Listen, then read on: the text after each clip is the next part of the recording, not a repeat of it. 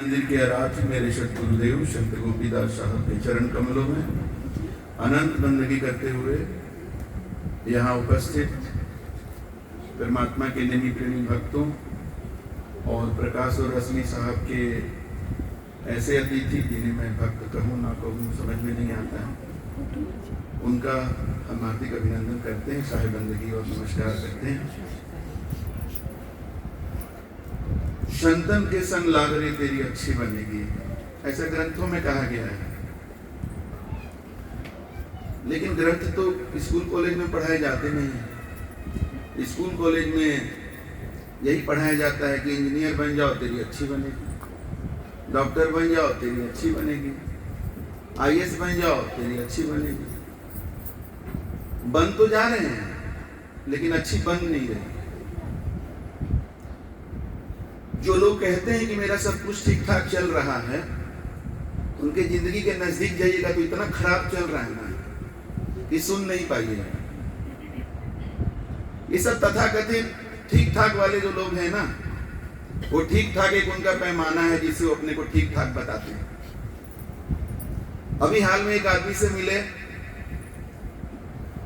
पहली मुलाकात थी, बताने लगा मेरा जमीन कहाँ कहाँ है, मेरा फ्लैट कहाँ कहाँ है, मेरा एक बिजनेस है, वो बिजनेस इतना अच्छा चल रहा है, इतने एम्प्लॉई हैं, मेरी पत्नी भी जॉब करती है, पत्नी का भी ऐसा सैलरी है। सारा कथा कर लिया। जब उठने की बारी आई तो हमने एक सवाल कर दिया। उस सवाल का जवाब ये था कि उस व्यक्ति की उम्र 52 वर्ष की थी, उसको बच्चा नहीं था और बच्चे के लिए उस समय भी प्रयासरत था। वो बात बोलते ही मेरे उस प्रश्न का जवाब आते ही ऐसा माहौल बन गया कि ना उसको उठते बन रहा था, ना हमको कुछ बोलते बन रहा था। और मेरे जीवन में तो ऐसे कितने लोग हैं जिनको शादी के 16 साल 17 साल तक बच्चा नहीं हुआ, मेरे आशीर्वाद से बच्चा। तो मैं कोई ऐसा दावा नहीं करता। मैं अपने गुरु का भक्त हूँ और ग्रंथों में लिखा हुआ है, गुरु भक्ता मम आत्म सोई, वाके हृदय रहो समोई। परमात्मा को अगर ढूंढना चाहते हो तो सबसे अच्छा तरीका है कि अपने को गुरु भक्त बना लो, तुम्हारे हृदय में परमात्मा समाये रहेंगे। रामचरितमानस में भी दिया हुआ है, निर्मल मन जन सो मोहि पावा, मोहे छल कपट छिद्र न भावा। अब निर्मल मन कहां से बनाएंगे? तो चलो अयोध्या, रामलला का दर्शन कर लो। कहां लिखा हुआ है रामचरितमानस में, जिन्होंने पूरे राम के जीवन चरित्र का वर्णन किया, उन्होंने कहां लिखा कि अयोध्या में राम मिलेंगे? लेकिन आज अयोध्या में राम को खोजने करोड़ों लोग जा रहे हैं, मिल कहां रहे हैं? वही 0/0 जिंदगी चल रहा है। जहां थे वहीं पर कोल्हू के बैल के तरह इस जिंदगी में पीस रहे हैं और कहते हैं life is okay, my life is okay. डरता है साधु संतों के नजदीक जाने से कि कहीं कोई प्रॉब्लम बता देंगे तो कहीं लपेट न ले अपने। इसके लिए ओके ओके करता है, दूर से नमस्ते कर देता है, नहीं नहीं ठीक है। अभी मोदी आ जाए यहाँ, फिर देखो प्रकाश जी को कितना पैरवी लगेगा, थोड़ा बात करा दो ना। अरे मोदी क्या कर लेगा तुम्हारा, बता दो जरा सा। सरकार तो इतने आते हैं और जाते हैं। हम पहले मुंबई आए थे तो उद्धव ठाकरे का सरकार था यहाँ पर, अभी आए तो फडणवीस का सरकार है। क्या परिवर्तन आ गया? आम जनता का क्या बदल जाता है? सरकार आता है जाता है, ये लोग क्या कर सकते हैं? आप सब तो अपने में लगे हुए हैं। अभी प्रधानमंत्री का सबसे बड़ा टेंशन क्या है कि कहीं एलपीजी को लेकर के इतना बड़ा मुद्दा न बन जाए कि सरकार गिर जाए। मेरा अगला चुनाव कैसे जीतेंगे? अभी कितने स्टेट में चुनाव होने वाला है, वो कैसे जीतेंगे, यही टेंशन है उसका। और आप लगे हुए हैं कि वो हमारा जीवन बदल देगा, वो हमारा कल्याण कर देगा। अरे आप उससे कल्याण खोज रहे हैं जिसका खुद का कल्याण का ठिकाना नहीं है। और इसीलिए तो जीवन की एक गति है। हमने ग्रंथ पढ़ा था, उसमें लिखा हुआ था कि अपना सिर को नीचे कर लो और पैर को ऊपर कर लो, फिर देखो दुनिया कैसी दिखती है। तो सिर नीचे रहेगा पैर ऊपर रहेगा तो दुनिया कैसी दिखेगी? उल्टी दिखेगी। बाकी लोग जो सही खड़े हैं वो उल्टा दिखाई देंगे। और आज बहुसंख्यक लोगों का जिंदगी यही है, उल्टा खड़ा है जिंदगी, इसीलिए उनको सब चीज उल्टा नजर आता है। साधु संतों से डर लगता है, और मंत्री, विधायक, पुलिस ऑफिसर उन लोगों के नजदीक जाना चाहते हैं। मेरे गुरुजी ने हमें सिखाया कि बेटा, पुलिस वाला से न दोस्ती करना न दुश्मनी करना। पुलिस वाला का न दोस्ती सही रहता है, न उससे दुश्मनी करना सही रहता है, उससे दूरी बना के रहना। लेकिन लोग जान जाते हैं कोई पुलिस में है, पुलिस विभाग में है, तो उससे सटना चाहते हैं, नजदीकी बनाना चाहते हैं कि कभी काम आएगा। वैसे ही विधायक से, सांसद से, मंत्री से कहीं ना कहीं से लकड़ लगाते हैं, कहीं से जुगाड़ बैठ जाए, कहीं से कनेक्शन बन जाए। अरे वो तेरा कल्याण नहीं कर सकता है। कहां लिखा हुआ है बताओ हमको कि तुम्हारा कल्याण कर देगा।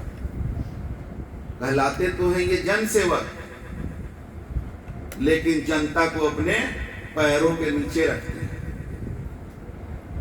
अभी हम आ रहे थे दरभंगा एयरपोर्ट पर, तो हम जैसे ही एंट्री करने के लिए चले तो वहां बैरियर लगा दिया। बोला कि अभी रुक जाइए, सांसद साहब आ रहे हैं। हमारी गाड़ी को बाहर ही पार्किंग में रोक दिया गया, और सांसद साहब की गाड़ी एयरपोर्ट के अंदर तक गई। तो वो सांसद की क्या उपलब्धि है? कौन से ऐसे गुण उसके अंदर हैं? लोगों को प्रेरित करके अपने लिए वोट गिरवा लेना। अपने लिए वोट गिरवाने की क्षमता जिसके अंदर है, वो आज वीआईपी बन के घूम रहा है। और जो अपने जीवन का शोधन करके कि जीवन से विकार को कैसे दूर किया जाए, उसका शोधन करके दूसरे के जीवन में वो ज्योति जलाना चाहता है, उससे दुनिया भागती है और कहती साधु संत से क्या होगा। अभी तो न्यूज में आया, एक बाबा ऐसे कर दिया, वो बाबा ऐसे कर दिया। तो क्या करना चाहिए? कर दिया तो उसके ऊपर जो कार्रवाई करना है करो। क्या मतलब सत्य खत्म हो गया दुनिया से? साधु संत खत्म हो गए दुनिया से? सत्य जिस दिन खत्म हो जाएगा ना, ये पृथ्वी अपने जगह पर टिकी ही नहीं पाएगी। आपने कभी सोचा है कि पृथ्वी कोई बेस के ऊपर रखी हुई है क्या? कोई खूंटा है, कोई धरातल है जिसमें पृथ्वी रखी हुई है? सूरज कहां पर है? चांद कहां है? इतने अनगिनत तारे हैं जो पृथ्वी से भी कई गुना बड़े हैं। सब अपने अपने जगह पर कैसे हैं? यही तो सत्य है, और यही सत्य लेकर साधु संत चलते हैं। उसी सत्य की शक्ति को लेकर के चलते हैं, वोट की शक्ति को लेकर के नहीं चलते हैं, पैसा की शक्ति को लेकर के नहीं चलते हैं, जमीन जायदाद की शक्ति को लेकर के नहीं चलते हैं। तब उनके आशीर्वाद में शक्ति होती है। वो जो कहते हैं कि ये काम कैसे बन गया, अरे कैसे बन गया के चक्कर में मत रहो, नहीं जान पाओगे। अभी चैट जीपीटी में डालते हो कोई चीज, वो जवाब दे देता है फटाक से। अब कैसे के चक्कर में जाओगे तो क्या पाओगे? सॉफ्टवेयर इंजीनियर कहीं बनो, फिर तब जानोगे कैसे होता है।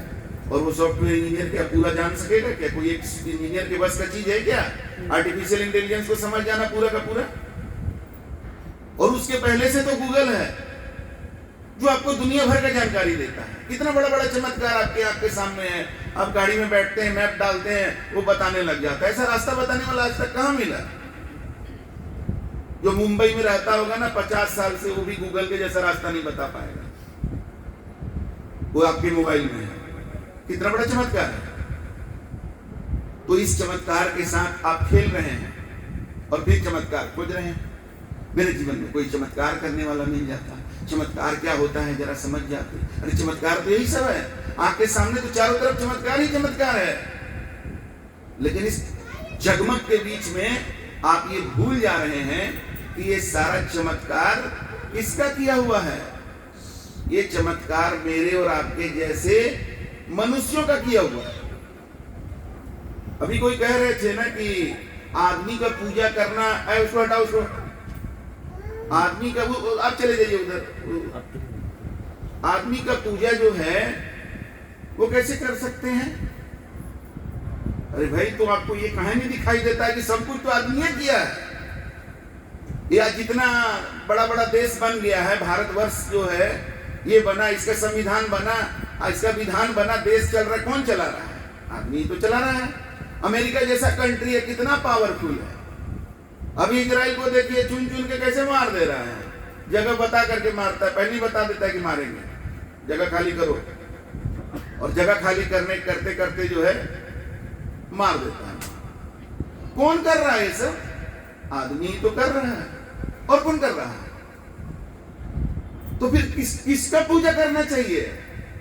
वो पत्थर तो बहुत बढ़िया है, पत्थर का मूर्ति जो ना सुनता है, ना बोलता है, ना कुछ कर सकता है, उसका पूजा करके आप बहुत बड़े होशियार हैं। और कोई आदमी का पूजा कर रहा है, आदमी का पूजा करते हैं, आदमी का पूजा, ये हमारा गला नहीं उतर रहा है, कुछ बात नहीं उतर रहा है, तो आपका जो गला उतर रहा है वही करिए ना, करके जिंदगी को सही करके दिखाइए। ये मानव जीवन, जिसके बारे में भगवान राम ने कह दिया कि बड़े भाग्य मानव तन पावा, वही जीवन आपको भी मिला है। और आप खुश किस बात के लिए हैं? क्योंकि आपको एक तो अच्छा सा घर हो गया है, आपके पास एक गाड़ी हो गई है, किसी की छोटी और किसी की मोटी गाड़ी हो गई, और आपके पास एक बैंक बैलेंस है, किसी का छोटा किसी का थोड़ा बड़ा, और कुछ लोग आजकल सोना हीरा भी रख ले रहे हैं, और क्या कर ले रहे हैं इस जिंदगी में।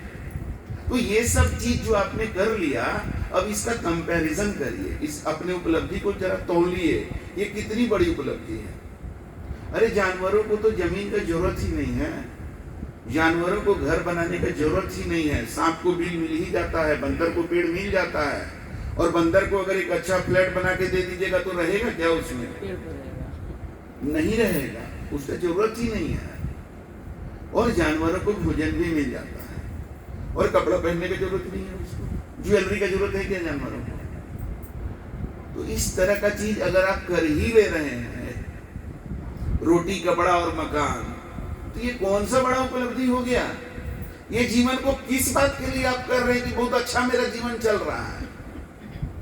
अरे जीवन तो है भगवान राम का, जो जीते जी उनकी पूजा हुई, और आज उनको गए हजारों वर्ष हो गए। दुनिया में भी रामनवमी में आप देख रहे चारों तरफ कितना लहर उठा हुआ है, जय श्री राम जय श्री राम। इसको जिंदगी कहते हैं। भगवान कृष्ण की जिंदगी को देखिए, द्वापर युग में आए, धर्म और अधर्म की लड़ाई में धर्म के तरफ रहे, पांडवों के तरफ रहे, कौरवों की इतनी बड़ी सेना के आगे पांडवों का साथ दिया, विजय पांडवों का हुआ। वो चाहते तो कौरवों के साथ बहुत अच्छी जिंदगी जी लेते हैं, जिसको हम लोग अच्छा जिंदगी कहते हैं, तो घर जमीन कपड़ा लत्ता वाला, वो तो कौरवों के साथ जी सकते थे, लेकिन उन्होंने पांडवों का साथ दिया, धर्म का साथ दिया। भगवान राम ने सत्य के लिए, अपने पितृभक्ति के लिए सत्ता के जगह सत्य का साथ दिया। गौतम बुद्ध अपना राजपाट छोड़कर सत्य की खोज में निकल गए। आज गौतम बुद्ध की पूजा भारत में जितनी नहीं होती, उतना भारत के बाहर होती है। बिहार में एक जगह है बोध गया, जहाँ उन्होंने ज्ञान प्राप्ति किया था, वो बोध गया चले जाइए, वहाँ देश विदेश से, विदेशों से लाखों की संख्या में लोग आते हैं। इतना एक कंट्री का वहां पर मठ बना हुआ है गौतम बुद्ध का। इसी तरह से आप देखिए, सूरदास हुए, मीराबाई हुई, संत रविदास हुए, सदगुरु कबीर हुए, और वेस्टर्न कंट्रीज में अगर देखें तो ईसा मसीह हुए, मिडिल ईस्ट में देखिए तो मोहम्मद पैगंबर हुए। आज इन लोग के नाम पर करोड़ों लोग आज भी जान देने के लिए तैयार हैं और जान लेने के लिए भी तैयार हैं। उल्टा पुल्टा बोलिएगा तो जान ले भी नहीं, पता नहीं उसके बाप के बारे में बोल दीजिए तो शायद आपको छोड़ दे, लेकिन उन लोग के बारे में बोलिएगा तो नहीं छोड़ेगा। जिंदगी इसको कहते हैं, खुद के लिए जिए तो क्या जिए, अरे अपने और अपना बीवी बच्चा के लिए जी लिया तो कौन सा बड़ा जिंदगी है। तुम जियो ए दिल जमाने के लिए, कोई तो जमाना में कहने वाला हो। इस व्यक्ति के जीवन से मेरे जीवन में बदलाव आया, एक ऐसा बदलाव आया जो मेरा जीवन का कायाकल्प ही हो। ऐसा जिंदगी का खोज करना पड़ेगा, वरना ये मानव जीवन लेकर के कीड़ा मकोड़ा की तरह मर जाना व्यर्थ ही जाएगा ये जीवन। और वैसा जिंदगी तब मिलेगा जब जीवन में साधु संतों की संगति होगी, तभी वो जिंदगी मिल सकता है। भगवान राम जिस गुरुकुल में तीरंदाजी सीखे थे, उस गुरुकुल में बहुत सारे लोग सीखे थे, लेकिन भगवान राम के बाण में इतनी शक्ति कहां से आई? क्योंकि भगवान राम बहुत सारे साधु संतों का जो ध्यान, तपस्या, साधना, उसमें बाधा पहुंचाने वाले राक्षसों का उन्होंने वध किया। अपने वीरता से, अपने तीरंदाजी से, अपने पराक्रम से उन्होंने साधु संतों की रक्षा करने का काम किया, सेवा करने का काम किया। तो साधु संत लोग उनको आशीर्वाद में ऐसा ऐसा अस्त्र शस्त्र दे दिए कि भगवान राम के आगे रावण जैसा, जो खुद ही कितना वरदान प्राप्त किया हुआ था, उसका भी वध किया, जिसके लिए हम लोग दशहरा और दिवाली मनाते हैं। सोचिए जरा, कब की बात है? त्रेता युग की बात। उसके लिए आज आप दशहरा और दिवाली मना रहे हैं। द्वापर युग की बात है, जिसके लिए आज आप जन्माष्टमी, कृष्ण जन्माष्टमी मनाते हैं। कुछ लोग कहते हैं कि भगवान राम आदमी नहीं न थे, वो अवतार थे। तो रूप क्या था उनका? खाना खाते थे कि नहीं खाना खाते? माँ के गर्भ से जन्म लिए थे कि नहीं लिए थे? फिर शरीर उनका कहाँ गया? वही कृष्ण का भी है। कृष्ण भी माता के गर्भ से जन्म लिए थे कि नहीं लिए थे? फिर जबरदस्ती वाली बात, बिना मतलब का, कोई फायदा नहीं होगा इससे। दूसरे को भ्रमित नहीं कर पाएंगे, खुद ही भ्रम में रहेंगे। उस समय रहते जगने की जरूरत है। भगवान भगवान पूरा दुनिया कर रही है, और भगवान का पूजा करने के लिए लोग नाना प्रकार के तरीके अपना रहे हैं। मुसलमान दिन में 5 बार नमाज पढ़ता है, क्रिश्चियन जो है संडे के दिन काम छोड़ के चर्च में जाता है, और हिंदू लोग घर में लकड़ी का मंदिर बना लेते हैं, कोई कैसा मंदिर बना लेता है, कोई का घर के नजदीक मंदिर है तो वहां जाता है, घंटी बजाता है, क्या क्या दिखाता है। पर राम और कृष्ण कहां नजर आ रहे हैं? हम जिसकी पूजा करते हैं कालांतर में उसी के जैसे बन जाते हैं। तो अगर राम और कृष्ण की सही पूजा करने वाले हो जाएं तो कितने राम और कृष्ण नजर आएंगे। लेकिन राम और कृष्ण की खोज ही नहीं है। खोज है सिर्फ कौन मंदिर में जाकर के शनिचर को जल चढ़ाने से क्या होगा, कि मंगलवार को दूध चढ़ा देंगे तो मेरा नौकरी का काम हो जाएगा, कि मेरा बेटा का ये हो जाएगा, कि मेरा बेटी का ये हो जाएगा, कि मेरा फंसा हुआ काम ठीक हो जाएगा। पूरा डीलिंग है भगवान के साथ, स्वार्थ सिद्धि का डील। मेरा ये वाला काम कैसे होगा, इसके लिए पूजा, वो वाला काम कैसे होगा, इसके लिए पूजा हो, अब ये वाला काम हो गया, इसके लिए पूजा कराएंगे, और साथ में अगला एक काम भगवान को सौंप देंगे, इसके बाद मेरा ये वाला काम पूरा कर दीजिए। भाई मेरी भक्ति इसके लिए नहीं है, मेरी भक्ति उसके लिए है जो परमात्मा ने हमें ऑलरेडी दे दिया। आगे क्या देंगे उसका तो कोई हमें हिसाब किताब ही नहीं करना है। हमें जो ऑलरेडी दिया है परमात्मा ने, उसके लिए मेरा रोम रोम परमात्मा के लिए कृतज्ञ है। हर क्षण हम परमात्मा के प्रति अपनी कृतज्ञता व्यक्त करते हैं। जो आपने दिया है, तो क्या दिया है? एक ऐसा जीवन जो कभी खत्म नहीं हो सकता, और वही आपको भी मिला। रामचरितमानस में लिखा हुआ है, ईश्वर अंश जीव अविनाशी। ये जो जीव है ये अविनाशी है, ये मरने वाला नहीं है, ये परमात्मा का अंश है। आज लोगों के साथ सबसे बड़ी समस्या है उनका पहचान का संकट, क्राइसिस ऑफ आइडेंटिटी। अपने अस्तित्व का पहचान ही नहीं है उनके पास।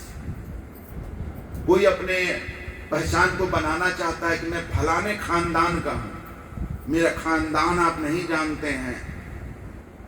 कोई अपना बच्चा से अपना पहचान बनाना चाहता है,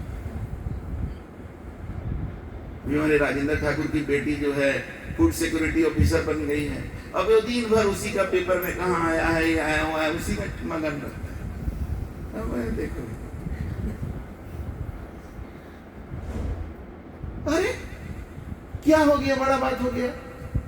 लड़का लड़की स्टूडेंट पढ़ाई किया, नौकरी लगी, कौन बड़ा बात हो गया इसमें? इतना लगे पड़े उसी में, रस पी रहे हैं अपने बच्ची के उपलब्धि का। अब गुरुकुल के आदमी है तो पिटाई हम करने का अधिकार है, मेरे शिष्य है। शिष्य बनने का मतलब, शिष्य क्यों नहीं बनना चाहता आदमी? तो गुरु जी के शिष्य बन जाएंगे तो फिर गुरु जी मनमानी करें, कहीं मनमानी ना करें, डरता इसलिए। तो शिष्य बन गए हैं तो हमको मनमानी करने का आजादी दे दिए हैं, तो इसीलिए हम उनका पिटाई कर सकते हैं। अरे गुरु को छेनी चलाने नहीं दोगे तो तुम मूर्ति का खाक बनोगे, पत्थर ऐसे ही बोना सा पत्थर रह जाओगे। गुरु कुम्हार, शिष्य कुंभ है, गढ़ गढ़ काढ़े खोट दया। गुरु कुम्हार के रूप में होते हैं। अभी जैसे कुम्हार घड़ा बनाता है तो गढ़ गढ़ काढ़े खोट, जहां जहां एक्स्ट्रा मिट्टी रहता है उसको ये निकालता है, खरोच खरोच करके निकालता है, और उसके बाद उसको ठोकता है, घड़ा को सब तरफ से ठोकता है, लेकिन अंदर हाथ लगा के ठोकता है। शिष्य जब अपना जीवन सच्चे गुरु के पास समर्पित करता है तो जीवन गुरु भी उसे अपने हृदय में जगह देते हैं, उसके हृदय में हाथ रखकर उसको ठोकते हैं, तोड़ने के लिए नहीं, उसका निर्माण करते हैं। और जो इस चीज को नहीं पहचानेगा वो मिट्टी गूंथा हुआ मिट्टी की तरह इतराते रहेगा कि मैं किसी गुरु के हाथ में जाने वाला नहीं, जाने वाली नहीं, तो तू बनेगा क्या? तू मिट्टी रह, मिट्टी है, मिट्टी रहो। जब तक गुरु के हाथ में जाओगे नहीं, तेरा कोई निर्माण नहीं हो सकता है। अभी प्रियंका साहब एक भजन गाई थी ना, गुरु मेरा दर्पण है। तो अपने को पहचानना चाहते हो, अपने पहचान बनाना चाहते हो, लेकिन दर्पण से बचना चाहते हो कि दर्पण में हम कैसे देखें। तो अब आपको जो है आपके आसपास के लोग आपका औकात बताते रहते हैं, आसपास के लोग औकात बताते हैं आपको। तो अभी जैसे हमारे राजेंद्र ठाकुर के आसपास के लोग इनको बता रहे हैं, यार ये आपकी बेटी का कहना नहीं, बहुत अच्छा, बहुत अच्छा। तो अभी इनको आसपास के लोगों का वो वाला औकात बताना बड़ी अच्छा लग रहा है। और कुछ समय पहले तक वही बेटी के बारे में लोग पूछते थे, अभी तक जॉब नहीं हुआ, आपकी बेटी कहाँ पढ़ रही है, जॉब नहीं हुआ अभी तक, तो खराब है। वो लोग औकात बताते थे, देख भाई तेरा औकात, अभी तुम्हारी बेटी का जॉब नहीं हुआ, शादी कब करनी है बेटी का, तो अच्छा नहीं लगता था। अब लोग जब अचीवमेंट को लेके बता रहे हैं तो अच्छा लगता है। तो ये दुनिया के लोग आपकी औकात बताते हैं अपने कमेंट्स के द्वारा। और मजेदार बात है कि लोग फेसबुक पर अपना फोटो डाल करके औकात जानना चाहते हैं कि मेरे बारे थोड़ा औकात हमको पता चले, मेरे फोटो में कितना कमेंट आया, कितना लाइक आया। अरे कहाँ औकात जानोगे वहां से, जिसको खुद अपना औकात पता नहीं उसे तुम अपना औकात पूछ रहे हो। तराजू सही रहेगा तब ना तौलेगा जी। जो तराजू खुद टेढ़ा है वो क्या तुमको तौलेगा? सोशल मीडिया में कौन लोग उतना समय लगाते रहते हैं, और जो समय लगाते हैं क्या वो अच्छी चीजों पर आपको लाइक करते हैं? आप उनको लाइक करिएगा तब वो आपको लाइक करेंगे, वरना आपका कितना भी अच्छा चीजों को लाइक नहीं करेंगे, क्योंकि हमको लाइक नहीं करता है।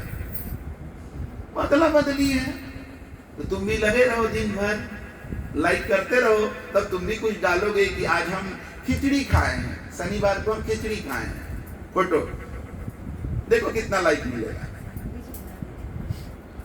और कोई बढ़िया आध्यात्मिक कोटेशन डाल दो, इग्नोर करो, अरे ये सब तो जानते ही हैं। तो जानने से क्या हो जाए, सच बोलना चाहिए, ये तो बच्चा भी जानता होगा।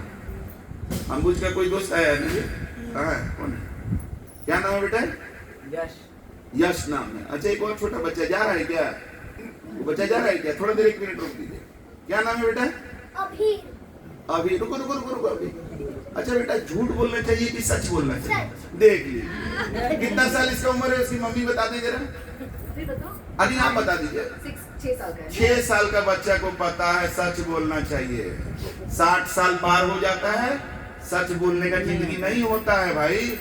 इसलिए बता रहे हैं, जानना इंपॉर्टेंट नहीं है। ज्ञान लेकर के बहुत ज्ञान वाले लोग मिल जाएंगे। हम तो धर्म ग्रंथ पढ़ते ही नहीं है। इतना ज्ञान लोगे, ये क्या करोगे ज्ञान लेके? ज्ञान बघारने से कुछ होने वाला है? ज्ञान बघार के धंधा चल सकता है, और हमें धंधा तो करना नहीं है। क्यों करेंगे?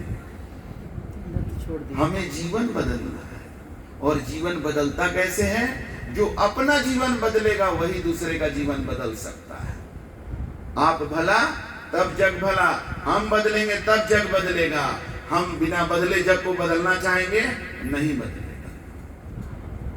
तो महत्वपूर्ण ये नहीं है कि आप कितने बड़े ज्ञानी हैं। महत्वपूर्ण ये है कि आपने ज्ञान का कितना हिस्सा अपने जीवन में उतारा है। सच बोलना चाहिए। जानने से आपका जीवन सच्चा नहीं होगा। सच बोलना पड़ेगा, सच पर चलना पड़ेगा। और ये कोई तपस्या से कम नहीं है, इससे बढ़कर कोई तपस्या ही नहीं है। ग्रंथों में लिखा हुआ है, सांच बराबर तप नहीं। सच के जैसा कोई तपस्या ही नहीं है, और झूठ बराबर पाप, झूठ बोलने जैसा कोई पाप नहीं है। और आज ये समाज जो सर के बल खड़ा है, सर नीचे पैर ऊपर, वो झूठ बोलने को स्मार्टनेस समझता है कि हम बहुत स्मार्ट हैं, झूठ बोलते हैं, बारीक बड़ा सलीके से झूठ बोलते हैं, पता ही नहीं चलता है, काम बन जाता है। अरे झूठ बोलने से काम नहीं बनता है। झूठ बोलते बोलते तेरा जीवन झूठा हो गया है। तुमको ये भी नहीं समझ में आ रहा कि काम सच बोलने से होता है। क्या बात कर रहे हैं? हम तो झूठ नहीं बोलेंगे तो मेरा काम ही नहीं होगा। हम बोले अरे तुम झूठ बोलता है ना, अगला उसको सच मानता है, इसीलिए तेरा काम होता है। अगला जान जाएगा ना कि तुम झूठ बोल रहा है ना, तो जैसे पंचर हवा होता है ना, वैसा तेरा जिंदगी हो जाएगा। कहानी खत्म। झूठ में कोई पावर नहीं है, पावर सिर्फ सत्य में है। झूठ सत्य के बैसाखी पर चलता है, और दुनिया समझती है कि झूठ पर चल रहा है, वो सत्य के बैसाखी पर चलता है। झूठ का अपना कोई अस्तित्व ही नहीं है, और आप झूठ का महिमा मंडन करते हैं, और साधु संतों के सामने आपको लाज लगता है। नहीं तो अच्छा, कैसे मान ले कि ये सच्चे बाबा हैं? तो तुमको ये कैसे मान लिया कि तुम ये सच्चे बाबा नहीं है? जब ये सच्चे बाबा हैं, मानने में बड़ी तकलीफ है, तो ये सच्चे नहीं है ये तुम कैसे मान लिया? तुम्हारे पास क्या आधार है? जब सब गलत ही है तो तुम सही है। तो एक ऐसा ही आदमी था, दारू पी के पत्नी को मारा करता था, पीटा करता था। हम एक बार पूछे उससे, कोई बात काट देता था। तो हम पूछे अच्छा एक बात बताइए, कोई तो आदमी अच्छा होगा? आप तो किसी का बात एक्सेप्ट नहीं करते हैं। कोई तो अच्छा होगा? तो कह रहे हाँ है ना। हम बोले कौन? तो कहता हम मैंने मेरे बारे में नहीं बोला, अपने बारे में बोला। तो हम बोले अच्छी बात है, आप अच्छे व्यक्ति हैं। मन में बोले कि अच्छे व्यक्ति है आपका, तो हमको पता है। आपकी पत्नी हमारी शिष्या है, दारू पीते रहते हैं, सो बताती ही है, पीटते हैं वो भी बताती है। आप अच्छे आदमी हैं। अच्छा, कुछ और लोग भी अच्छे होंगे कि नहीं? आप तो अच्छे हैं, कुछ और लोग भी तो अच्छे हो सकते हैं। हाँ है ना। हम बोले वो कौन लोग हैं? वही जो मेरे दोस्त दारू पीते हैं साथ में। ये नहीं बोला कि दारू पीते, बोला वो मेरे दोस्त। बोला मेरे 3-4 दोस्त हैं, वो भी अच्छे आदमी हैं। तो फिर हम समझ गए वो जो इसके साथ दारू पीता है। तो जब पैमाना ही गलत है तो वजन कैसे सही आएगा? तो आप अपने को आंकते कहां पर हैं? समाज से आंक रहे हैं, जिसका पैमाना ही गलत है। आज ये समाज जो है जातियों में बटा हुआ है। आदमी को इंसान के रूप में इस समाज ने कभी नहीं देखा। आदमी को ये समाज हमेशा से आदमी और औरत के रूप में देखा, जात के रूप में देखा। फलाना जात का आदमी। आप किसी से आपको मिलाया जाता है, अब आप वो जानना चाहते हैं पहले कौन एरिया का आदमी है, इसका जात क्या है। अगर आपको कोई तमिल आदमी भी मिल जाएगा ना, अच्छा तमिलनाडु में ये कौन जात में पड़ता होगा, ये जानना चाहेगा। ये जात का बीमारी इतना ज्यादा है।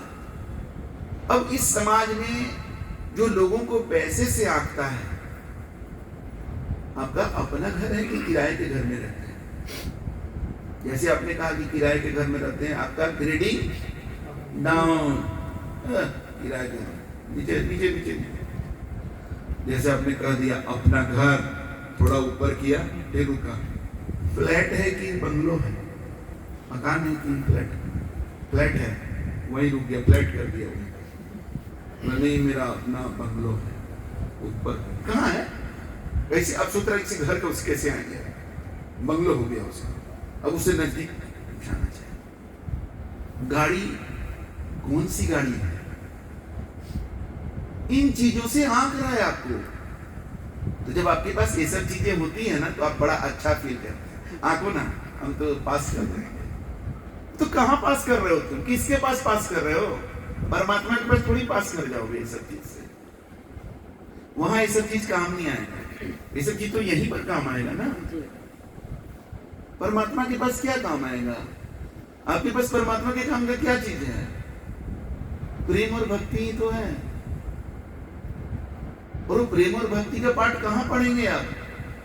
ये स्कूल और कॉलेज में पढ़ेंगे क्या? प्रेम और भक्ति का पाठ ही गुरु के पास मिलता है, उधर जाएंगे ही नहीं। कहां से होगा कल्याण आपका? होने वाला नहीं है कुछ भी। अंत काल पछताओगे जब प्राण जाएंगे छूट। अभी एक वीडियो डाले हैं जो आध्यात्मिक ग्रुप है, उसमें वो वीडियो उस व्यक्ति का है जो आईसीयू में काफी समय से काम किया है। वो बताया है उस वीडियो में कि कैसे आईसीयू में जिन लोगों का जिंदगी अंतिम कगार पर रहता है, आंख से आंसू निकलते जा रहा है, उसका रोने की स्थिति में भी नहीं है, जो चिल्ला चिल्ला के रोएगा। पूछता है कि क्या बात है, क्यों रो रहे हैं? क्या आप मरने से डर रहे हैं, मौत के डर से रो रहे हैं? तो क्या बताया, हम जब पीछे मुड़कर देख रहे हैं ना, तो जो जो काम नहीं करना चाहिए वही सब किए हैं। कभी हमने कोई सत्कर्म नहीं किया, अपने पैसे का दुरुपयोग ही किया। और आज जब हमारा ये दुनिया से जाने का समय आ रहा है, तो हम जान देखना चाहे कोई ऐसा काम किए जो उनको आगे काम आएगा, वैसा कोई काम नहीं। तो सदगुरु कबीर की एक वाणी है, कबीरा शोधन संचिए जो आगे को होए, वहां पैसा लगाओ, वो सब ऐसा पैसा जमा करो जो आगे काम आएगा। आगे काम कैसा पैसा आएगा?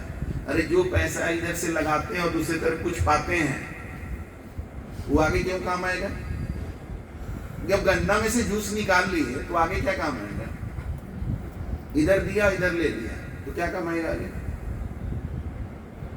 आगे वही चीज काम आ सकता है जो कोई सही जगह इन्वेस्ट कर दिए, आगे रिटर्न आएगा। इन्वेस्टमेंट पर रिटर्न आता है, खरीदारी पर रिटर्न थोड़ी आता है। तो आपने क्या कभी इन्वेस्टमेंट किया? हाँ हम किए हैं, फिक्स डिपॉजिट इतना लाख का कर लिए। अरे यार, किसके लिए किया है? अपने लिए किया है। इस धरती का सबसे वैल्यूएबल क्रिएशन मनुष्य है। जमीन को लोग इतना इंपॉर्टेंस दे रहे हैं। अब ये जयप्रकाश जी बहुत अच्छी बात बोले हैं, समझदारी वाली बात, कि पड़ोसी इंपॉर्टेंट है, वो भी एक अच्छा पड़ोसी, कि नॉनवेज इंपॉर्टेंट है। एक संजोग है कि नॉनवेज से उनका लगाव कुछ कम था, ज्यादा लगाव होता तो पड़ोसी का दरवाजा बंद होता, मुर्गा का दरवाजा खुला रहता। अब आप बताइए, नॉनवेज उनके जीवन को क्या कर सकता है? स्वाद के अलावा क्या है उसमें अच्छा? और जो स्वाद लाते हो कहां से लाते हो? उसमें दुनिया भर का तेल डालते हो, मसाला डालते हो, वो सब मसाला सब्जी बनाता है तो नहीं डालता, सब्जी को आदमी बहुत कैजुअली बनाता है। हम तो कहते हैं, पता नहीं सबको आलू गोभी पसंद नहीं होगा, बट हम कहते हैं कि आलू गोभी का सब्जी को बढ़िया से गोभी को फ्राई कर दीजिए और उसके बाद उसमें अच्छा मसाला डालिए, उसमें गरम मसाला भी डालिए और तब बनाइए, देखिए क्या मजा आएगा। लेकिन सब्जी में गरम मसाला नहीं पड़ता है आमतौर पर, लेकिन नॉनवेज में जरूर पड़ता है। और जब बनता है तो गरम मसाला का खुशबू आता है तो कहता है हाँ आज बहुत अच्छा लगेगा, चिकन है या मटन है जो भी है। अरे मूर्ख, तू अपने को मूर्ख बना रहा है। तुम खुद खरीद के जहां से लाए हो वहां पर दुर्गंध आ रहा था, जहां मुर्गा बिकता है ना वहां दुर्गंध आता है। ताज्जुब होता है, खरीदने वाले लोग ऐसे कर खरीद रहे हैं, कचरा चीज खरीद के घर में ला रहे हैं और उसके बाद उसमें तेल मसाला डाल करके, जैसे भी एक गंदा आदमी हो डीओ छिड़क ले अपने ऊपर और खुश हो जाए, और दूसरा कोई भी खुश हो जाए उसका खुशबू देख के कि बड़ा अच्छा खुशबू आ रहा है। अरे वो डीओ का खुशबू है, वो व्यक्ति एक्चुअल में दुर्गंध आ रहा है उस व्यक्ति से, वो डीओ के चलते वो थक गया और वैसा चीज खा रहे हैं तो बताइए क्या होता है उससे? पेट में भी सही ढंग से पचता नहीं है, कोलेस्टेरॉल भी बढ़ जाता है, सिर्फ जीभ के लिए। और उन्होंने उसको किनारे कर दिया प्रकाश जी के लिए। तो प्रकाश जी तो ऐसे व्यक्ति हैं जो दूर दूर के लोग हैं और परिचित लोगों के लिए भी मदद करने के लिए तैयार रहते हैं। ये प्रकाश जी के लिए तो तैयार रहेंगे ना, बिल्कुल। और कितना पाप बटोरते, जीव हत्या महापाप है। आप कहेंगे हम तो नहीं कर रहे हैं हत्या, तो एक बात बताइए, सावन के समय में कितना दुकान बंद हो जाता है नॉनवेज का? क्यों? क्योंकि खरीदने वाले मना कर देते हैं। नवरात्रि के समय बंद हो जाता है। लहसुन प्याज भी नहीं डालता है सब, क्योंकि उसको मार्केटिंग करना है। मार्केटिंग तो कस्टमर देख के किया जाता है। आप खाने के लिए तैयार हैं, इसीलिए कोई बेचने के लिए तैयार है। आप उस तंत्र में शामिल है। जीव हत्या का जो तंत्र चल रहा है, इसमें हर दिन लाखों मुर्गा को, लाखों मछलियों को, लाखों बकरियों को और लाखों गायों को और सुअरों को काट करके खाया जा रहा है, उस तंत्र के आप एक हिस्सा हैं। और इस नाते आपकी पूरी जवाबदेही बनती है कि जब उस मुर्गा पर हत्या का मामला परमात्मा के न्यायालय में चलेगा, भारत सरकार के न्यायालय में नहीं चलेगा। यहाँ तो छुट्टा है, काटो जितना मुर्गा काटना है। सरकार नाम रखती है मुर्गी पालन केंद्र, और वहां होता क्या है? मुर्गा मुर्गी दोनों का हत्या होता है। नाम है पालन केंद्र, नाम रखा जाता है मत्स्य पालन केंद्र, और वहां मछलियों का हत्या होता है। ये कोई पालना है क्या? तो ये सरकार आपके विरुद्ध कोई कार्रवाई करने वाली नहीं है, क्योंकि मुर्गा मछली बकरा बकरी सरकार को टैक्स भी नहीं देते हैं और वोट देने भी नहीं जाते हैं वो लोग। आप वोट देते हैं और टैक्स देते हैं, इसीलिए गणमान्य नागरिकों की हत्या होती है। तो धारा 302 के तहत वकील नहीं भी होता है तो राज्य वकील प्रदान करती है, राज्य उसको अपना मामला बनाती है, स्टेट केस लड़ती है आपके लिए। लेकिन उसके नजर में मुर्गों और बकरियों का क्या मोल है? कोई मोल नहीं है। लेकिन परमात्मा जिसने हमें बनाया है और उसने ही मुर्गों और बकरियों को भी बनाया है, उसके लिए वो बेमोल नहीं है। वहां ट्रायल चलेगा और आप सजा भुगतेंगे और भुगत भी रहे हैं। ऐसी बात नहीं है कि आप भुगत नहीं रहे हैं। जीवन में शांति नहीं है, जीवन में आनंद क्या होता है, जिंदगी क्या होता है, वो पता अभी नहीं चला है। आपको सुन करके उतना अच्छा नहीं लगेगा, लेकिन हम बताएं ना, दर्पण गुरु दर्पण होते हैं। तो मेरा काम है आईना दिखाना। अब आप लोग बहादुर हैं जो अभी तक टिके हैं, तब तक हम तो दिखाएंगे आईना, है ना। अब जो रूप आपको आपका दिखा देंगे, अगर वो आपको अच्छा लगेगा तो वही रखिएगा, अच्छा नहीं लगेगा तो अपना रूप में कुछ श्रृंगार करना होगा ना, बदलाव करना पड़ेगा ना। तो मांसाहारी जीव रहा प्रत्यक्ष राक्षस जान। जो मांस मछली खाने वाले जीव हैं उनको प्रत्यक्ष राक्षस मानो। इनकी मत संगति करो, भक्ति में होवे हान। इनका संगति नहीं करना चाहिए, ये लोग भक्ति को बिगाड़ देंगे आपका। अब बताइए, यही सुनाने के लिए प्रकाश जी बुलाए थे जी। गुरु जी को बुला के हम लोग को राक्षस बोलवाए हैं आप जी। यही सत्य है, ग्रंथों में लिखा हुआ है, ये हम अपना बना के नहीं बोल रहे हैं, ये ग्रंथों में लिखा हुआ है। भाई आप जीव हत्या करके खा रहे हैं तो राक्षस और किसको कहते हैं जी? सींग जब निकल जाएगा तब राक्षस बनिएगा क्या? ये राक्षस काला होता है, आप गोरे हैं तो राक्षस नहीं होंगे। ये रूप के जगमग में जाना नहीं है, वास्तव में व्यक्ति कैसा है, उसके अंदर इंसानियत है कि नहीं, उसके अंदर दया का भाव है कि नहीं। अभी आपने देखा है मुर्गा को काटते हुए, मुर्गा कैसे छटपटाता है, बकरा का जब गर्दन काटा जाता है कैसे चिल्लाता है, मछलियां कैसे छटपटाती हैं। अगर आपने नहीं देखा है, ये हम नहीं माने, अभी तक की उम्र में आंख के सामने देखे हुए तो टीवी पर देखे होंगे। अगर ये सब देखकर आपके अंदर दया का भाव नहीं आ रहा है तो कहीं ना कहीं राक्षसी प्रवृत्ति आपके अंदर प्रबल हो चुकी है, उसी को तो राक्षस कहते हैं। तो अभी भी देर नहीं है,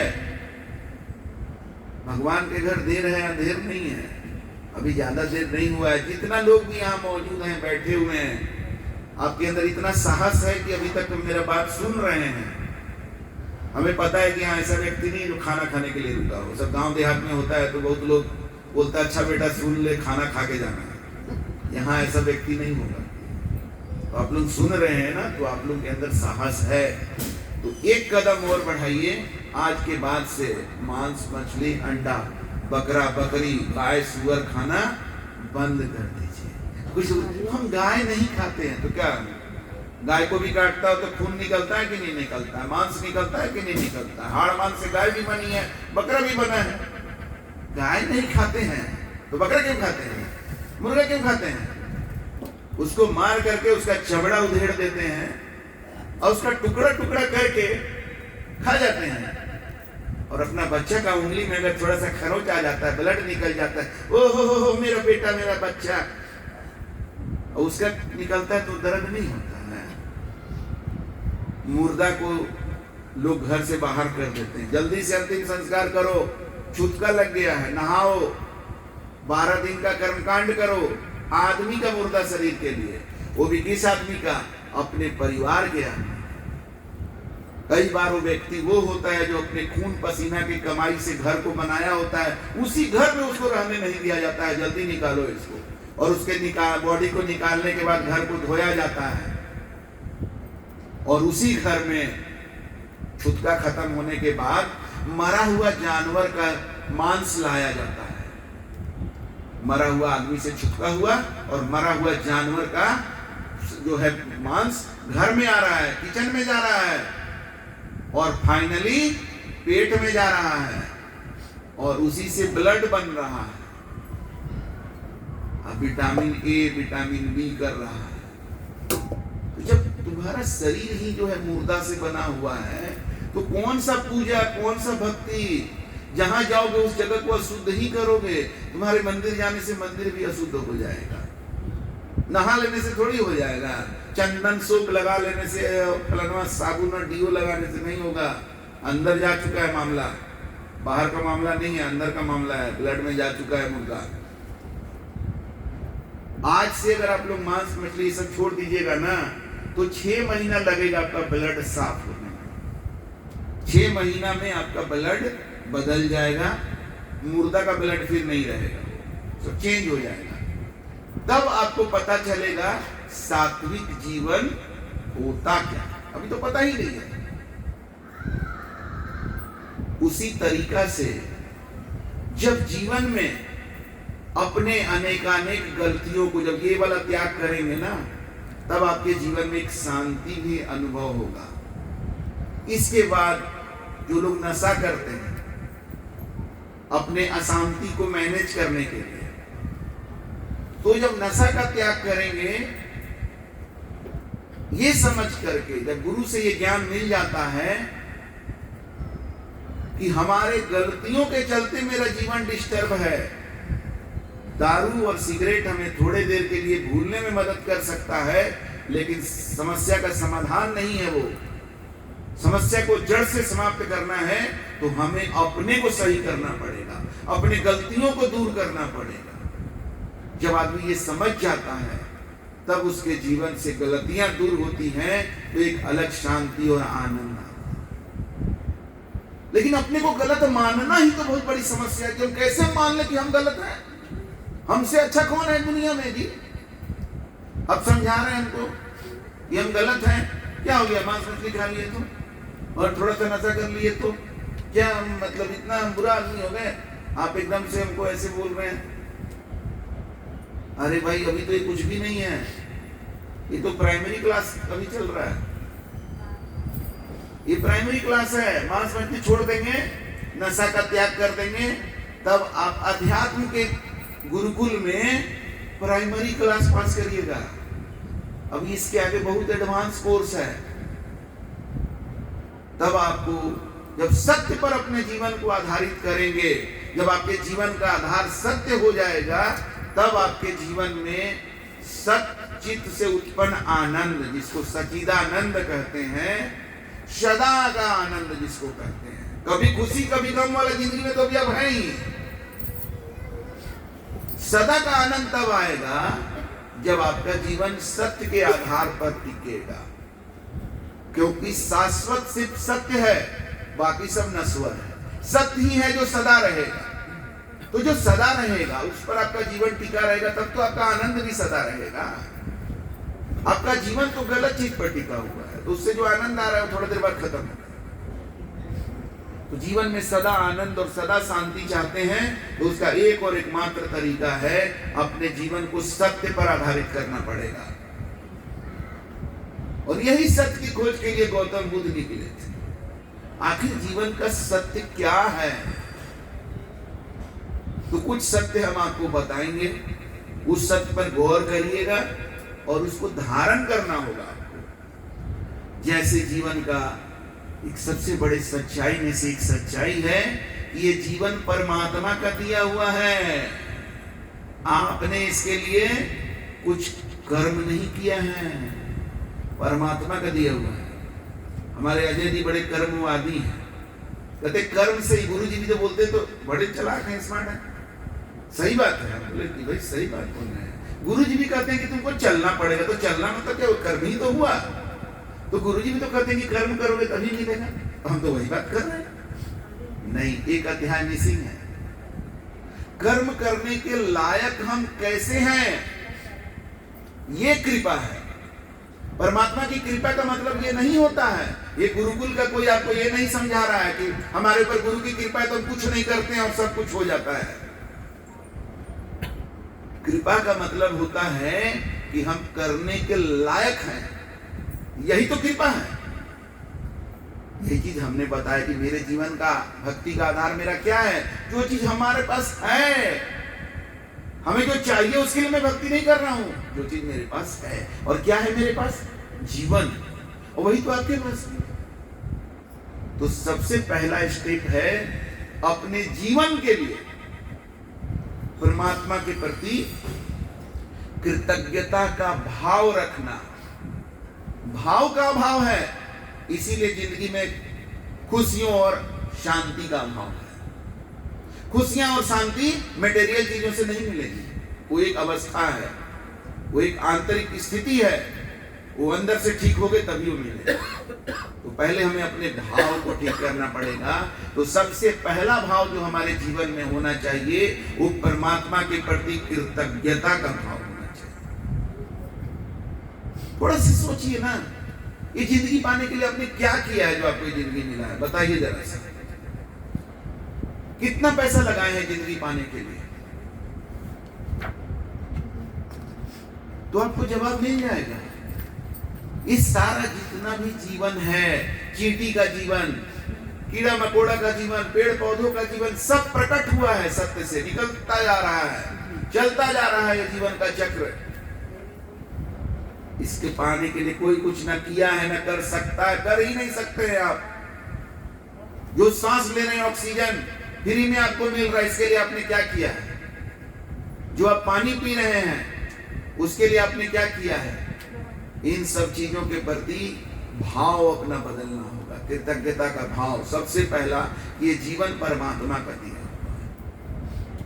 दूसरा कि परमात्मा सर्वशक्तिमान है,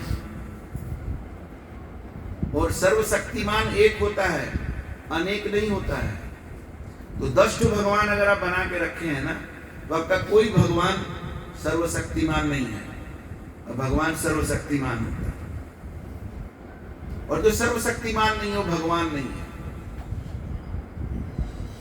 तो जो सर्वशक्तिमान होगा वो तो कहीं भी, कभी भी कुछ भी कर सकता है, कहीं भी कर सकता है, कभी भी कर सकता है, और कुछ भी कर सकता है।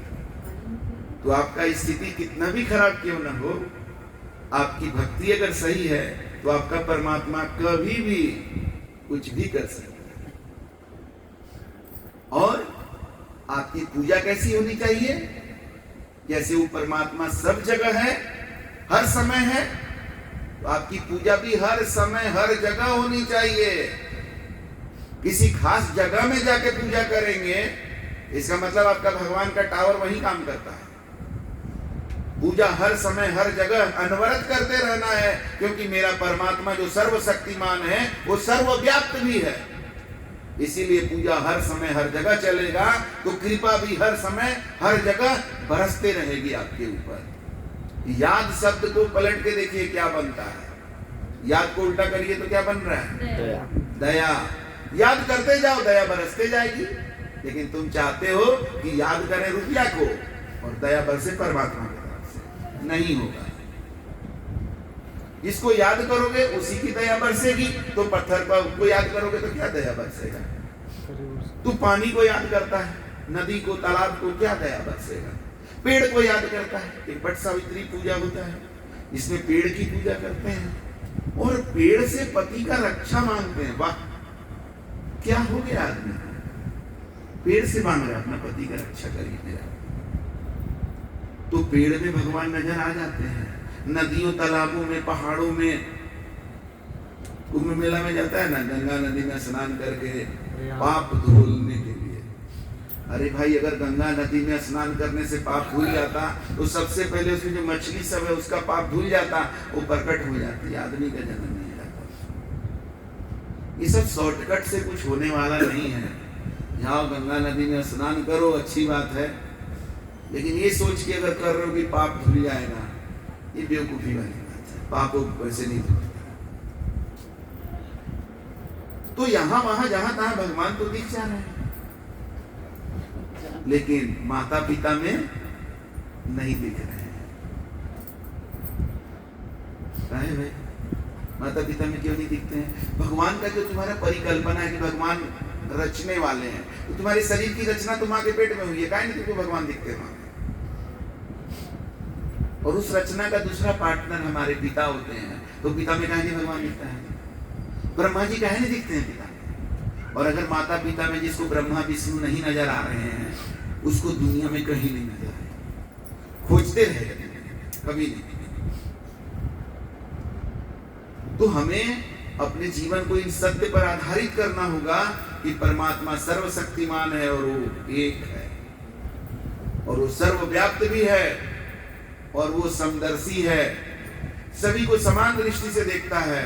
तो उस परमात्मा को अगर प्रसन्न करना है तो हमें आदमी को जात पात के नजर से देखना बंद करना पड़ेगा। आदमी को जात पात के और संप्रदाय के नजर से देखना और अमीर गरीब का चश्मा से देखना परमात्मा के विरुद्ध है। तो परमात्मा के विरुद्ध चलकर तुम परमात्मा को खुश करने का कैसे सोच सकते हो? लड्डू चढ़ा करके और गंगा नदी में नहा करके? तुम्हारा लड्डू चढ़ाना और गंगा नदी में स्नान करना तब सार्थक है जब तुम परमात्मा के अन्य नियमों का पालन करो, उसके अनुकूल चलो। तो नियम क्या है? समानता। सभी जीवों को एक समान देखना पड़ेगा, जात पात का चश्मा हटाना पड़ेगा, अमीर गरीब का चश्मा हटाना पड़ेगा। संस्कार किसका कहां तक है, परमात्मीय गुण किसमें कितना प्रकट है, उन गुणों की कदर करनी है हमें। जात पात का और अमीर गरीब का कदर नहीं करना है। एक इंसान आपके काम आ सकता है, अमीर काम नहीं आएगा। वो इंसान अमीर भी हो सकता है, गरीब भी हो सकता है। एक इंसान आपके काम आ सकता है, फलाना ठाकुर और पांडे और तिवारी काम नहीं आ सकता है, लेकिन मैं भी कि अगर उसके अंदर इंसानियत है तब वो आपके काम आ सकता है। तो परमात्मा का जो समदर्शी होना, इसे हमें समझना पड़ेगा, और तब हम भक्ति करेंगे, पूजा करेंगे, तब हमारी पूजा सफल होगी। तो यही पूजा है कि हम सभी व्यक्तियों में परमात्मा का दर्शन करें। इस सच्चाई को पहले हमें समझना पड़ेगा कि ईश्वर अंश जीव अविनाशी, जो जीव है वो अविनाशी है और परमात्मा अविनाशी है, मतलब जीव ईश्वर का अंश है। हर व्यक्ति में, हर जीव में ईश्वर का अंश है। आप उसकी हत्या कैसे कर सकते हैं? आप उसका अपमान कैसे कर सकते हैं? आप उसका अनादर कैसे कर सकते हैं? आप उसको ठग कैसे सकते हैं? आप उसको नीचा कैसे दिखा सकते हैं? जब ये आपके जीवन में आप इस सत्य को धारण कर लेंगे, आपकी दुनिया बदल जाएगी। ये मेरा दावा है। हमने अपने गुरु के मार्गदर्शन में, गुरु के कृपा से अपने जीवन में इन्हीं चीजों को धारण किया है, जिससे आज मेरे जीवन में चिंता का नामो निशान नहीं है, डर नहीं है, कोई तरह का डर नहीं है। हम कितना जगह सत्संग करने जाते हैं, जब घोषणा हो जाता है, कितना लोग कहता है कि देख लेंगे सत्संग कैसे हो जाएगा। हम बोलते हैं कि अब तो मजा आएगा, हम भी देखते हैं। फिर जाते हैं तो जो देख लेने वाले होते हैं वो दिखाई नहीं देते। तो कोई डर नहीं है, कोई जीवन में क्लेश नहीं है, कोई दुविधा नहीं। और क्या चाहिए? घर भी है, रहते हैं घर में, पेड़ पर नहीं रहते हैं, बिल में नहीं रहते हैं, घर में कहीं जाना होना रहता है तो गाड़ी भी है। हवाई जहाज तो अपना नहीं है, लेकिन किराया पर हवाई जहाज भी मिल गया तो आ गए। कपड़ा लत्ता भी पहने ही हुए, कमी क्या है? और यही जिंदगी बांटना चाहते हैं। साधु संतों के साथ आनंद आता है। अभी कोई बता रहे थे ना कि अपने गुरु के दीवाने, हम अपने गुरु के दीवाने रहे हैं और संतन के संग लाग रहे, तेरी अच्छी बनेगी। हम लगन लगाए अपने गुरु के साथ, सच्चे संत के साथ, मेरा अच्छा बन गया। यही संदेश दुनिया को देना चाहते हैं कि भाई ग्रंथों में लिखा हुआ है, स्कंद पुराण में, गुरु ब्रह्मा गुरु विष्णु गुरु देव महेश्वरा, गुरु साक्षात परम ब्रह्मा तस्मै श्री गुरुवे नमः, स्कंद पुराण में लिखा। अब आपको डाउट होगा, पता नहीं पुराण में लिखा हुआ है सही है नहीं है। हम गवाही दे रहे हैं कि हमने अपने जीवन में अपने गुरु को यही दर्जा दिया और उधर से रिटर्न बहुत सही आया जी। आप किसको दर्जा दिए हैं देख लीजिए, और रिटर्न आपको क्या मिला है वो आप चेक कर लीजिए। एक रास्ता हम बता दिए, एक विकल्प हम आपको दे दिए। और बहुत गुरु हैं इस जग माही, दुनिया में गुरु भी बहुत भरे पड़े हैं, साधु संत के भेष में बहुत सारे हैं। बहुत गुरु हैं इस जग माही, हरे द्रव्य भौदु को नहीं। द्रव्य हरने वाले मिलेंगे, दुख हरने वाले नहीं मिलेंगे। गुरु गुरु कहीं सब विश्व पुकारे, दुनिया गुरु गुरु कर रही है। गुरु सोई जो भ्रम निवारे, गुरु उसी को कहते हैं जो आपके जीवन के भ्रम का निवारण करे। तो गुरु साधु संत मिलते तो प्रश्न ही नहीं करते, नहीं नहीं नहीं नहीं नहीं, बोलना ही नहीं है, लपेट लेंगे कहीं। अरे कहाँ लपेट लेंगे, अपना जमीन का कागज रखिए, क्या हो गए, एटीएम कार्ड अच्छा से रख लेना, दे देना उधर, तब मेरे पास बैठो, एटीएम कार्ड यूपीआई सब रख लो, अपना कागज पत्तर सब मेरे पास बैठो। कहाँ साइन करवा लेंगे, क्या ले लेंगे तुम्हारा? और प्रश्न करो, देखो कुछ भ्रम तेरा दूर कर देंगे तो तुम्हारे लिए अच्छा होगा। क्योंकि भ्रम का मतलब क्या होता है? जो है वो नहीं पता चलता, और जो नहीं है वो लग रहा है। ये लग रहा है आप लोग यूज करते हैं ना, हमको लग रहा है ना, अरे तेरा लग रहा है जो है ना, यही तो तुमको डुबाएगा। लग रहा है ना, लगने से नहीं होता है, होने से होता है। जो है सो है, जो तुमको लग रहा है उसका कोई ठिकाना नहीं है। तो भ्रम में जीवन अगर आपका है तो आपके साथ क्या होने वाला है, मतलब जहां गड्ढा रहेगा आपको लगेगा कि समतल है। सही है भाई, पैर रखा डब से गिर गया, अरे बाप रे गिर गए रे, तो तू भ्रम में जी ही रहा था, गिरना ही था तुमको। और जहां समतल रहेगा वहां पहाड़ दिखाई देगा। जैसे हम समतल रास्ता बता रहे हैं, सत पर चलो, नशा छोड़ो, 5 मिनट छोड़ो, बाप रे बाप, इनका बताया रास्ता पर चलना बड़ी मुश्किल है भाई। जब इतना चीज छोड़ो तो इन्हीं को छोड़ो। पहाड़ खड़ा कर दिए, क्या बोल दिए भाई, पहाड़।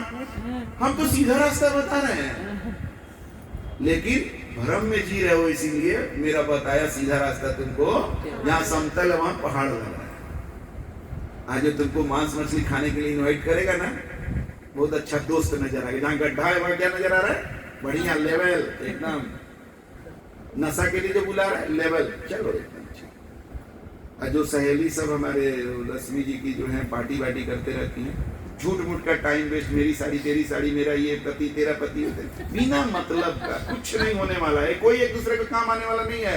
हम बोल के जा रहे हैं, सब एक दूसरे को ठग रही है और वास्तव में सब अपने को ठग रही है। ऐसे कुछ नहीं होने वाला है, सब आटी पार्टी से कोई काम नहीं आएगा, सब सुख के साथी हैं। बस जहां प्रॉब्लम आया बस पता चल जाएगा, सर्किल में कटो कटो कटो उससे, यही होता है। एक खाली रश्मि के सर्किल को नहीं बोल रहे हैं, मेरा भी सर्किल था वैसा, होगा ही। इसे कुछ काम आने वाला नहीं है। ऐसा सर्किल बनाओ जो सर्किल तुम्हें परमात्मा तक पहुंचा दे। संगति कौन सी करें, जो परमात्मा तक पहुंचा दे। क्यों? क्योंकि ये जीवन कौन दिया है, मेरी सहेली दी है। एक बार एक महिला जा रही थी, उसका एंगेजमेंट हो गया था, उसका पति उसको बहुत सुंदर सोना का नथिया दिया। तो अपने सहेली से बता रही थी, देखो ना अभी तो एंगेजमेंट हुआ है, इतना सुंदर नथिया भेज दिया है, क्या बात। तो एक संत जा रहे थे, सुन लिए, तो बोले नथिया का तो इतना तारीफ हो रहा है, और नथिया देने वाले का भी तारीफ हो रहा है, लेकिन नाक जो दिया उसका कोई तारीफ नहीं। भूल गया, नाक से नथिया है कि नथिया से नाक है, यही तो भूल गए हो ना। मतलब सिर नीचे पैर ऊपर, सीधा हो जाओ भाई, हाँ सीधा हो जाओ, अच्छा रहेगा, चलने में ठीक बनेगा। सिर के बल कितना देर तक चलोगे, घुलटना ही है, घुलट जाओगे। इसलिए सीधा हो जाओ, सही जगह पर आ जाओ, सही तरीका से देखो दुनिया को, सत्य को स्वीकार करो, जीवन में धारण करो, जीवन आनंदित हो जाएगा, शांतिमय जीवन हो जाएगा। तो चलिए आप लोग इतना सत्य तो सुन लिए, हमें उम्मीद है कि हमारी बातें कड़वी जरूर लग सकती हैं, लगी होंगी भी, और हम उसके लिए ही बोले भी, क्योंकि बच्चा सोया रहता है तो प्यार से जगाइएगा तो उठता है क्या, नहीं उठता है। जब मम्मी या पापा कोई विकराल रूप जब धारण करते हैं तो फिर फटाक से उठ जाता है, फिर उसका नींद उड़ जाता है। तो हम सुलाने नहीं आए हैं लोरी गा करके, वो वाले बाबा नहीं है, मीठा मीठा बात बोल करके आप सुतल है सुतल रहिए। हम जगाने आए हैं, हम झकझोरेंगे, फटकारेंगे, क्योंकि हमको आपसे कुछ चाहिए नहीं कि आपसे लेने के लिए हम आप मेरे नजदीक आइए तभी मिलेगा। मेरे पास कुछ देने के लिए, उसके लिए नजदीक चाहिए जी, आइए तो हम दे पाएंगे ना, इतना ही बड़ा तो हाथ है, तो कहाँ से दे देंगे, दूर भागे रहिएगा। तो इसके लिए डरने का जरूरत नहीं है, और मेरे से जुड़ने का भी जरूरत नहीं है। हम जो बता दिए ना, उस शब्द को पकड़ के चलिए, बस हो गया। जहां रहिए खुश रहिए, काफी है। आज जितना बोल दिए उतना भी काफी है, अगर आप में क्षमता है कि इन चीजों को धारण कर सके। लेकिन ये जो रूम है ना, इसके बाहर का दुनिया में जो माया और काल का शक्ति है ना संसार में, वो इतना पावरफुल है ना कि आप धारण नहीं कर पाइएगा। ये मेरा चैलेंज है। इसी के लिए ये गुरुकुल बना है, ताकि आप इस गुरुकुल से जुड़ करके वो जो माया की शक्ति है, भ्रमित कर देने वाली, भटकाने वाली जो शक्ति है, उसके विरुद्ध आप टिक सकें। इसके लिए तो अदरवाइज जितना बात हम बता दिए उतना काफी है किसी का जीवन को अच्छा कर देने के लिए, खाली उसको धारण करने की जरूरत है। लेकिन धारण करने के लिए, जैसे आप लोग अपने बच्चा को अच्छा स्कूल में भेजते हैं, तो अच्छा स्कूल क्या सीबीएसई के सिलेबस के बजाय कुछ और फॉलो करता है? अरे इंडिया में 2 ही टोना है, सीबीएसई और आईसीएसई मेन है। तो आप कितना भी अच्छा स्कूल में डालिएगा, सिलेबस तो यही रहेगा, लेकिन आप अच्छा स्कूल क्यों भेजते हैं? बच्चे का संगत माहौल अच्छा है। तो ये गुरुकुल का यही काम है कि सत्य पर चलने के लिए जो तैयार होते हैं उसको एक संगत और माहौल प्रदान करता है, जो जैसे एक बच्चे के शिक्षा के लिए नियमित रूप से जरूरी है, वैसे ये भी सत्य पर चलने के लिए आपको नियमित रूप से जरूरी है। और अंत में बस एक बात, चोर चोर मोसेरे भाई, तो साधु साधु सगा भाई। तो चोर चोर अगर यूनाइटेड हो गया है, गुट बना लिया है, गठबंधन बना लिया है, लॉबी बना लिया है, पार्टी बना लिया है, तो साधु साधु भी तो एक जगह हो जाए। ये गुरुकुल एक प्लेटफॉर्म है जहाँ सत्य पर चलने वाले एक साथ मिलकर सत्य की शक्ति को प्रकट करते हैं, जिससे सबका विश्वास बढ़ता है, सबको सत्य पर चलने की प्रेरणा लगातार मिलती रहती है। तो यही वजह है, इसके लिए आपको संतों के संग लगना पड़ेगा, तब आपका अच्छा बनेगा, वरना अच्छा बनने वाला नहीं है। तो थोड़ा बहुत अभी चल रहा है, वो अच्छा है भी नहीं और परमानेंट नहीं रहेगा। बोल के जा रहे हैं, रिकॉर्डिंग भी हो रहा है, लिख के भी रख रहे हैं, हमको कोई लाग लपेट नहीं। हम अच्छे बाबा नहीं हुए, हम अच्छे बाबा नहीं हैं, हम सच्चे बाबा। कोई जरूरी नहीं कि जो सच्चा हो तो वो अच्छा ही लगे आपको, ऐसा कोई जरूरी नहीं। लेकिन जब जान जाइएगा तो सत्य से अच्छा कुछ है भी नहीं। सत्यम शिवम सुंदरम, जो सत्य है वही परमात्मा है और वही सुंदर है। तो चलिए इन्हीं वाणी वचनों के साथ अपनी वाणी को यहीं पर विराम देते हैं। आप सभी को सप्रेम साहेब बंदे।